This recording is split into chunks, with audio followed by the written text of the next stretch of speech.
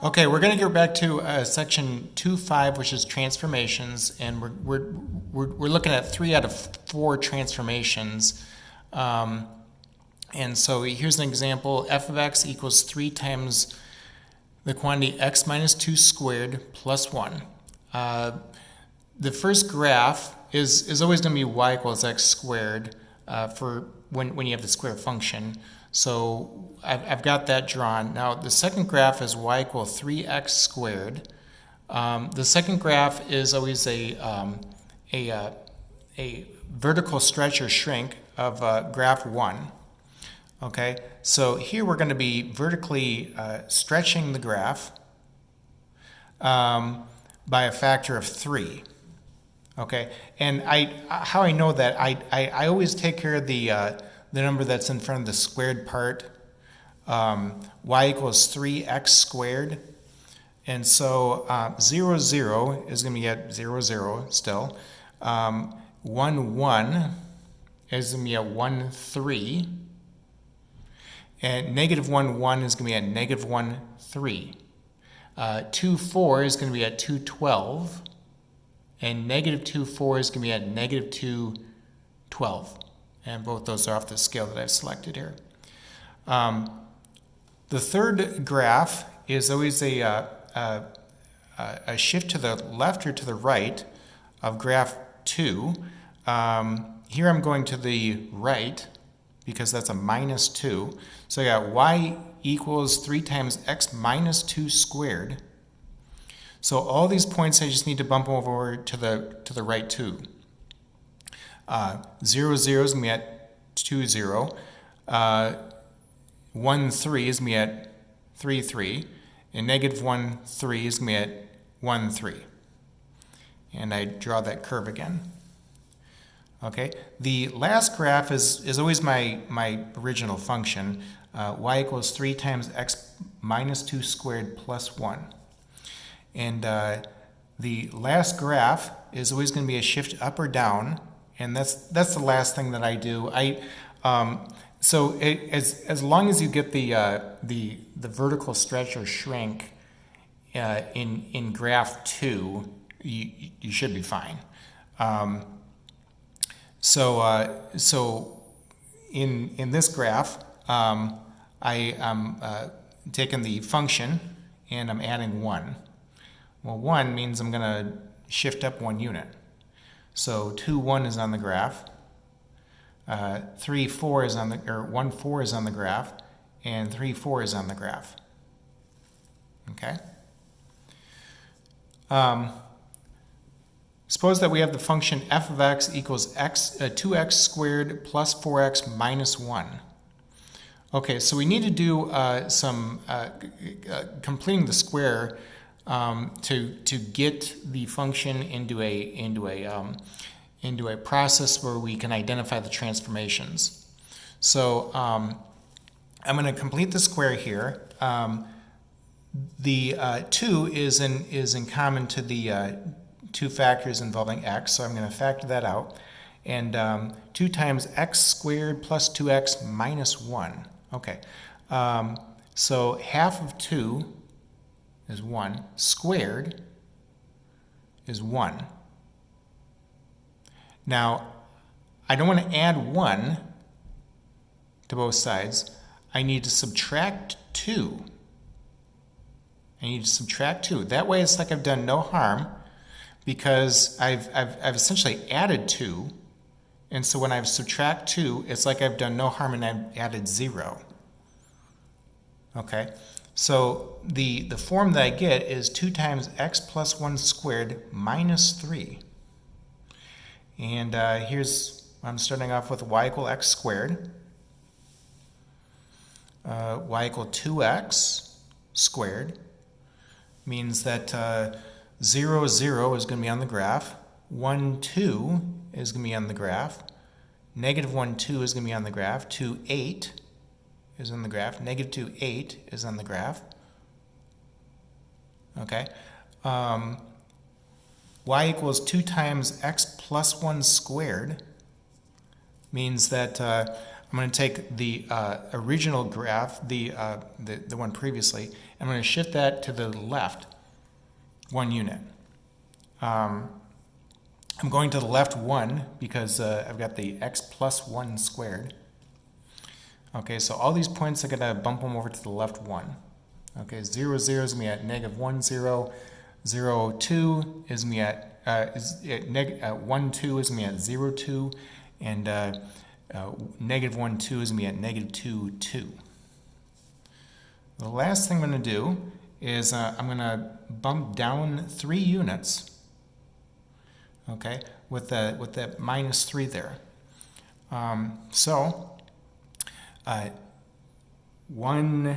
Negative 1, negative 3 would be on the graph, and 0, negative 1 is on the graph, and 2, negative 1 is on the graph.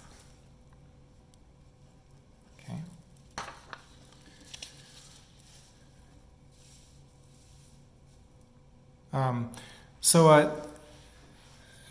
The last type of transformation is horizontal stretching and compressing. Suppose, for example, we have h of x equal 2x squared and k of x equals 1/2 x squared. And I'm going to start with y equal x squared, which I've already got there. And I've got these x values selected. So when x is 0, 0. When x is 1, I get 1. When x is negative 1, I get 1. When x is 2, I get 4. When x is negative 2, I get 4. Okay. I'm going to graph h first. So when x is 0, 0 squared is 0. When x is 4, when x is 1, h is 2 squared is 4. When x is negative 1, negative 2 squared is 4. When x is 2, 4 squared is 16, and that's off the scale that I've got going on there. When x is negative 2, negative 4 squared is 16. Okay. With k of x equals 1/2 x squared, I can just take the same values there. That's fine.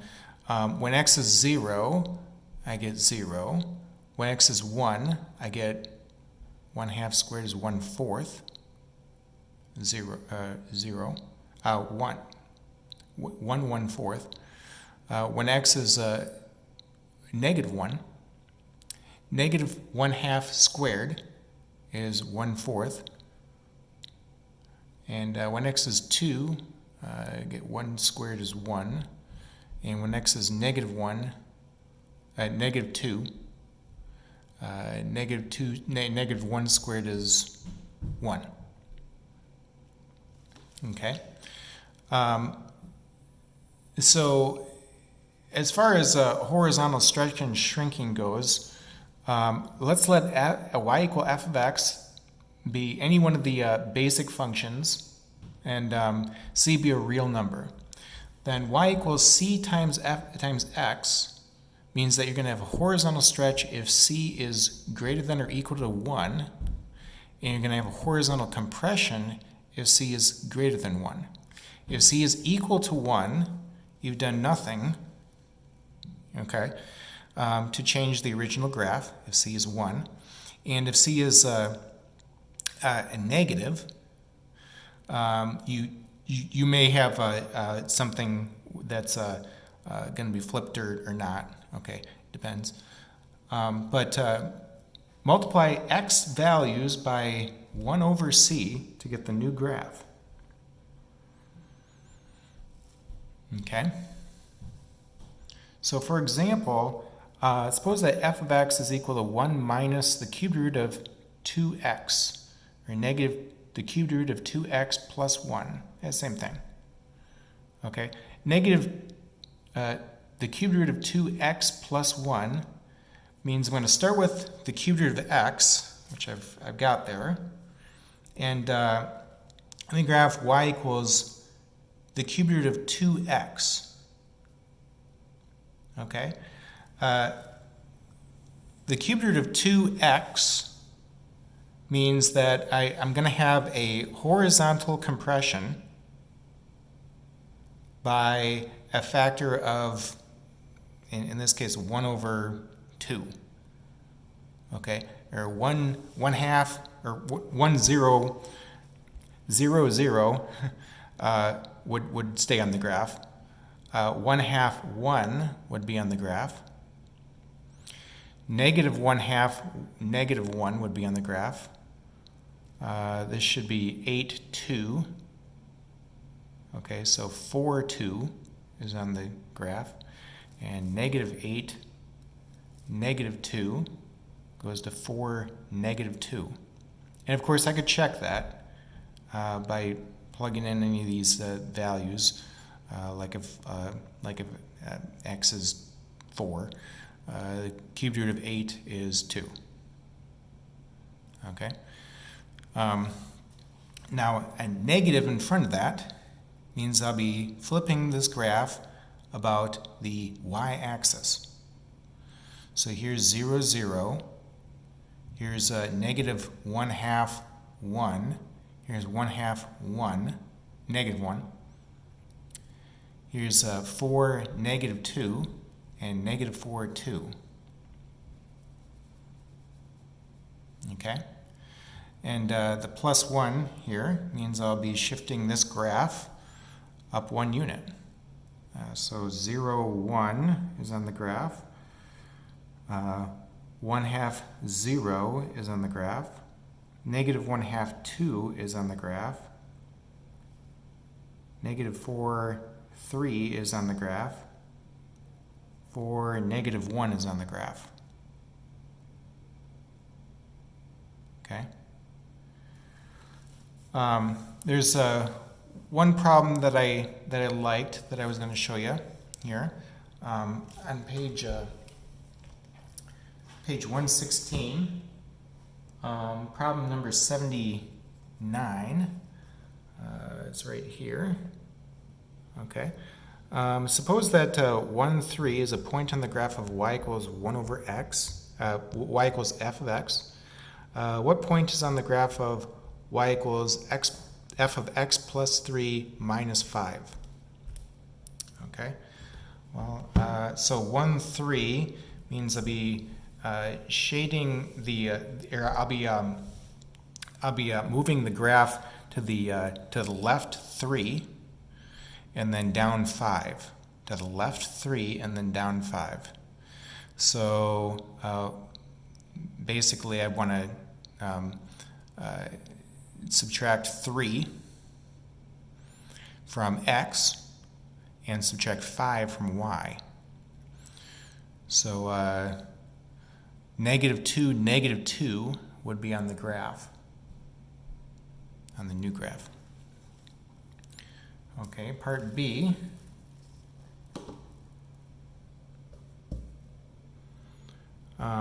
What point is on the graph of negative 2 times f of x minus 2 plus 1? Okay, well, the way to do this one is to go in some steps. So you always want to take care of the vertical stretch and shrink option first. So I multiply the y value by negative 2. So 1 3 is going to be at 1 negative 6.